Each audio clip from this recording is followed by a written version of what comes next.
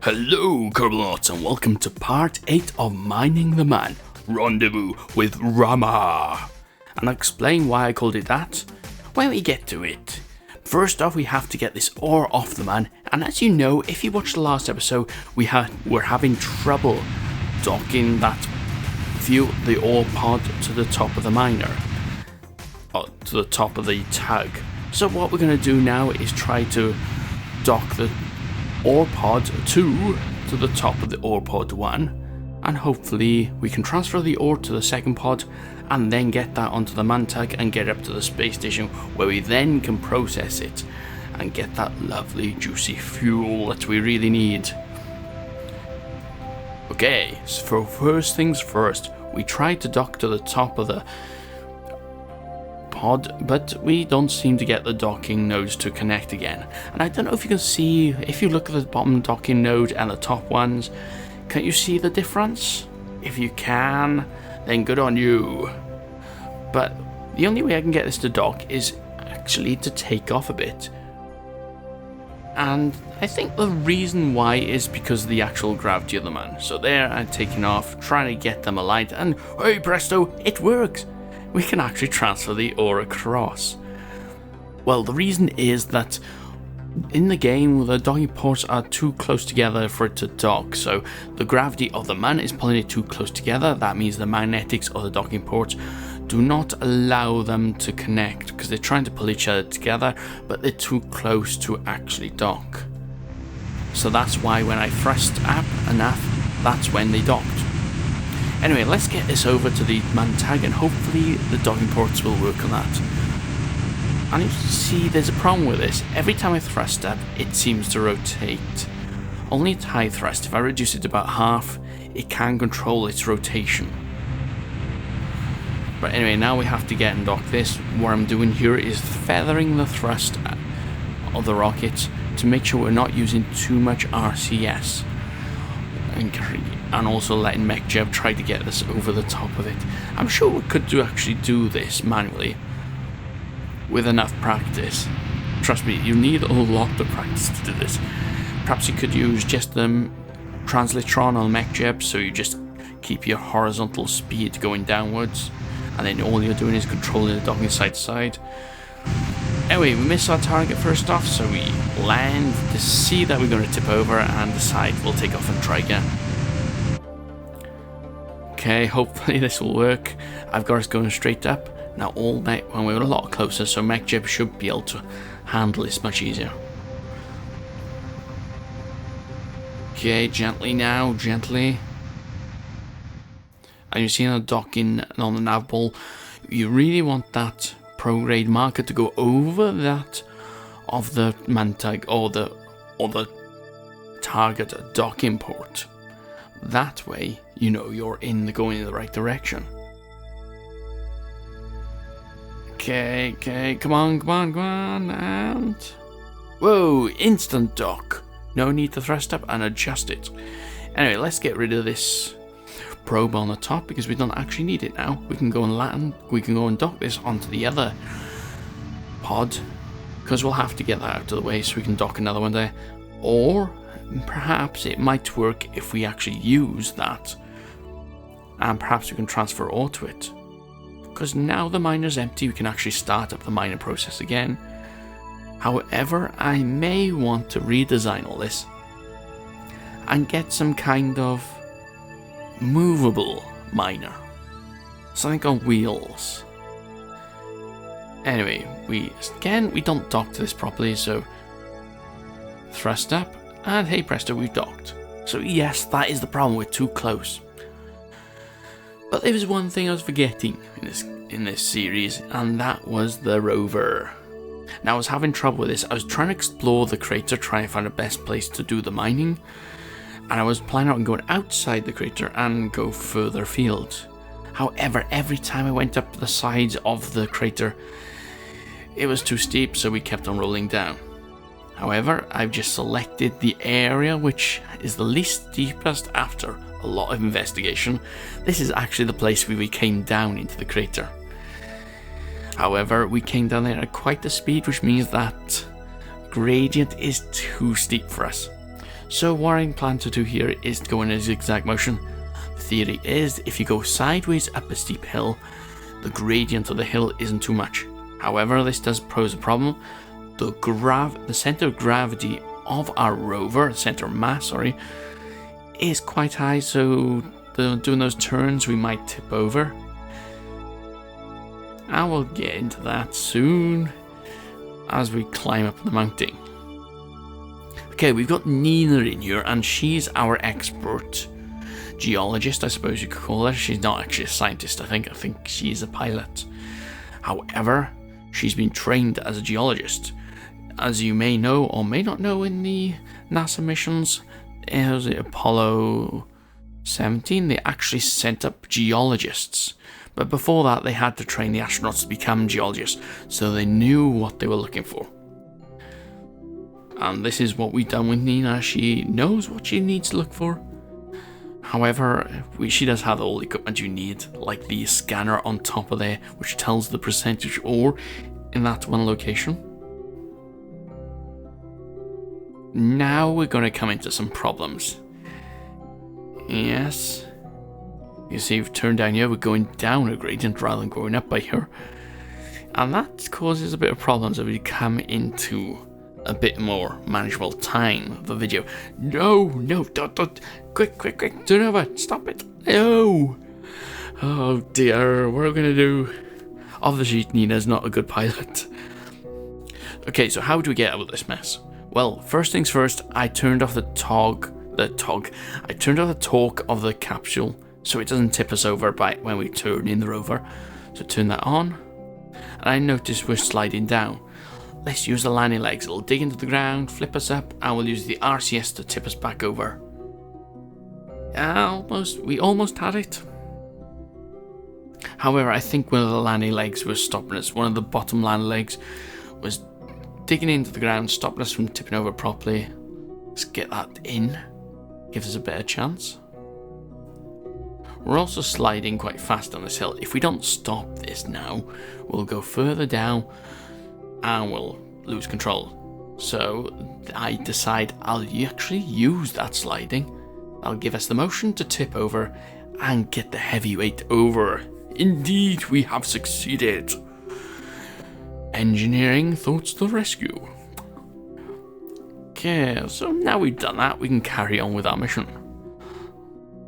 So a bit more fast forward into the video because this is quite tedious. I set MechCheb up so I can walk away from the computer, but I realised going up this steep gradient, I'd have to keep an eye on it. Because I remember the craters are quite treacherous. So that I have to note for when we go and exploring other craters, which I'm assuming that would be the best place to actually find ore, was inside the crater. Because something would have blasted it and uncovered anything that was under the surface. So if the fuel or the ore was deep in the planet or moon, then that's where you'd want to look, in the craters.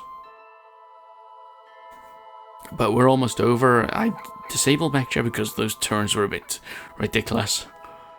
And... oh no, go! Luckily I had the RCS on, and we're out of the crater. So now we can go and explore the man, find that ore that we require, or find the higher concentrations of ore, if there is any. Okay, so we mark a path up on the other side of this crater. That should be far enough. We can get good results from over there. And we can leave it go on its way. Right then, for the next thing, we have to get our miner working again. Because we have to get all our ore, because our man tags, we've got actually two. We've got one docked to the space station up in orbit, and we've got one down here on the surface of the man. Now, if we don't refuel them, that means we can't collect any more ore, and we can't continue with our operation. So what we're going to do is get Harkus back over. He's our resident engineer on the man. He is the most efficient, most qualified person on the man to carry out the mining operation efficiently. Now, in the game, if you have an engineer, your mining will be much more efficient. You'll be able to mine more ore much quicker, that happens in sandbox game, which is what I'm playing this in, and in career mode as well, so keep an eye on that. You may have to level up your Kerbals in career mode, however, you don't have to in sandbox. Now I'm playing this in sandbox if anyone wants to know, because this is something I wanted to do. There was a used to be, what just happened? I think Harkus just exploded.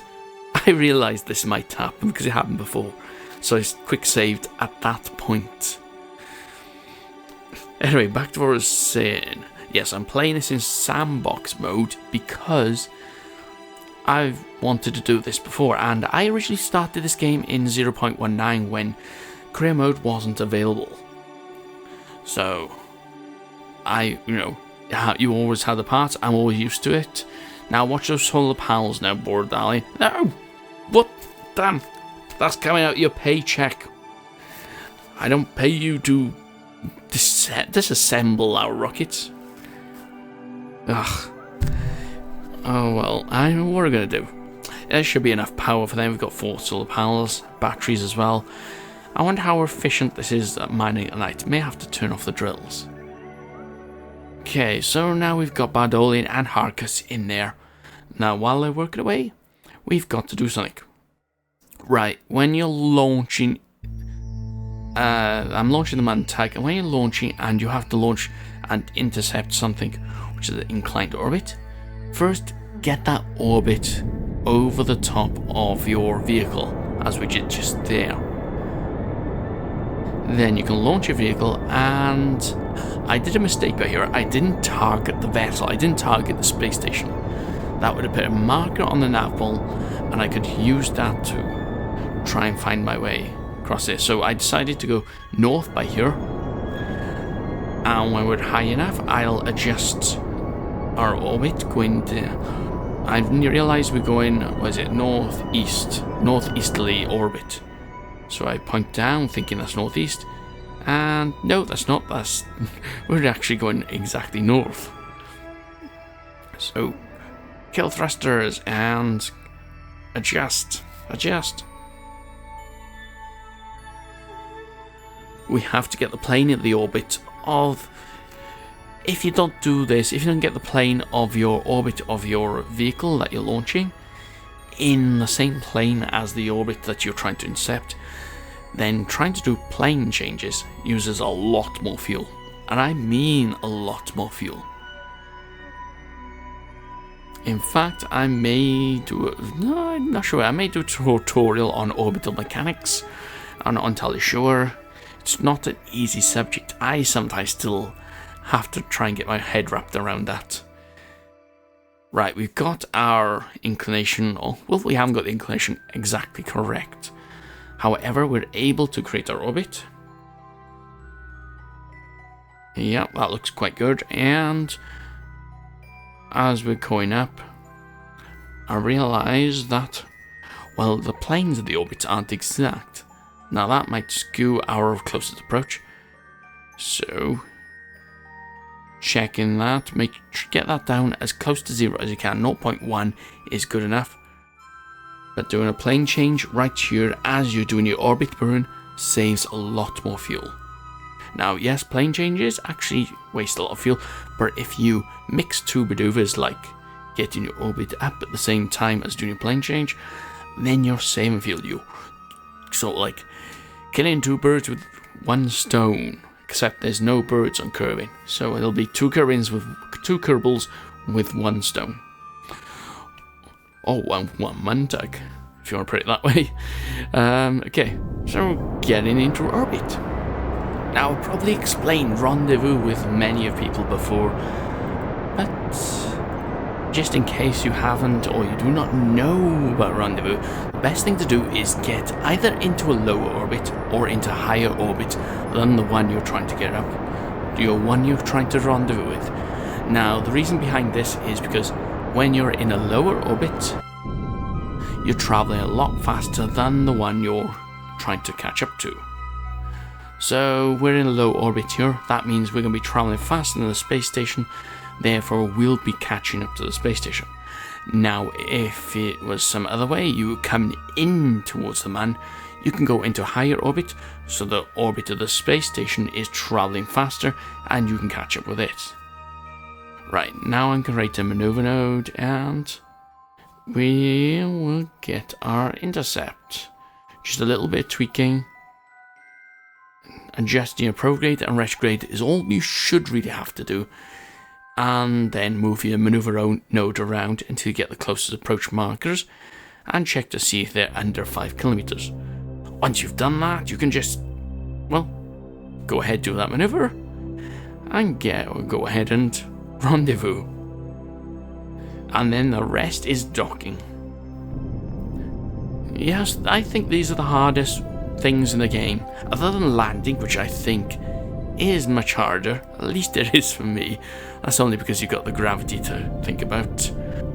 However, I have had more practice with this game than most people, and being an engineer, I suppose, I'm a bit more technically minded on how things should work.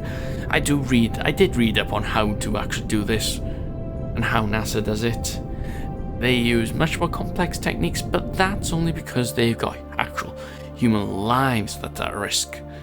So to save them, or to make sure that they don't actually pummel into the space station, like once happened to a Russian docking, they have to do this, well, safely. Now, if this was real life, they would actually have got this about several kilometers, then match the orbit. Then they would slowly come in. This is called station keeping. And then they would thrust towards the station like we just did there to get a bit closer. Then they'd kill the velocity, do station keeping again, then coming close slowly, and they'd come at an angle so that all thrusters and everything will not hit the station. Oh, this looks cool. We're actually going to be arriving on the side of the station that we need to dock to.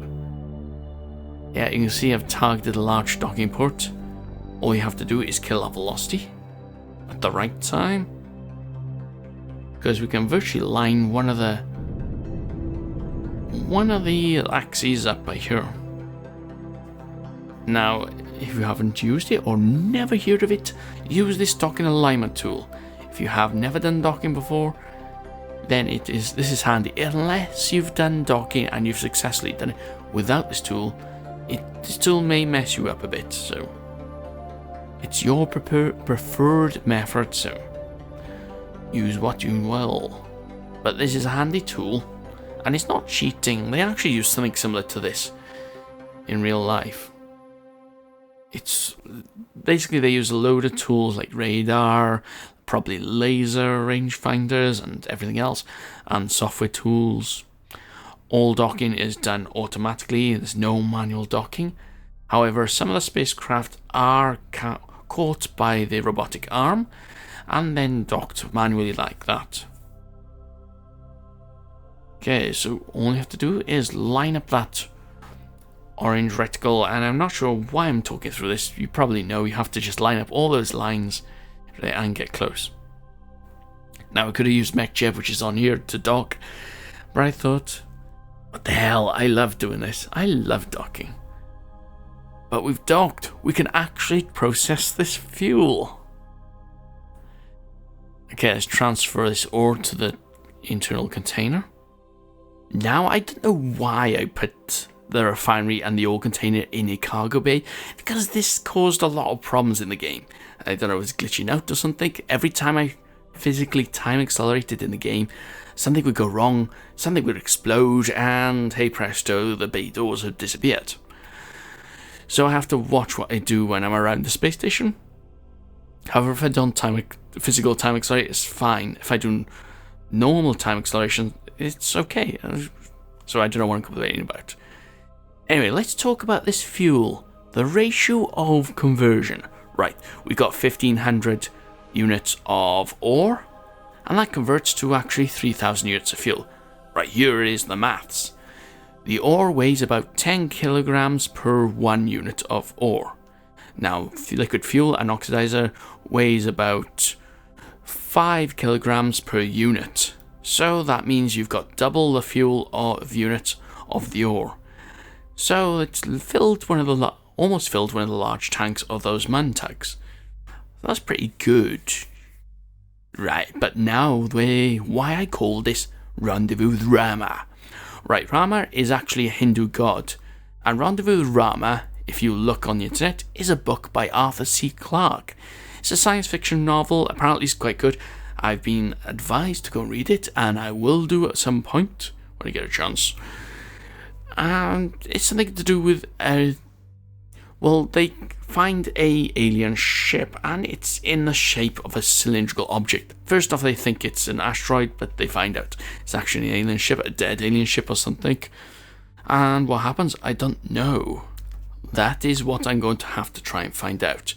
Anyway, what is Rama? Rama is actually a Hindu god. And someone says he was a Hindu god of fortune. But having a look on Google, I find that he's a Hindu god of courage, devotion, compassion. And that's our Kerbals. Anyway guys, if you enjoyed this video, hit that like button. Leave a comment and whatnot. And if you want any more videos like this, subscribe if you haven't. And if there's something particularly you're looking for, let me know in the comments below. Anyway, I'm Orbital. Trust me, I'm an engineer. Oh look, no explosions!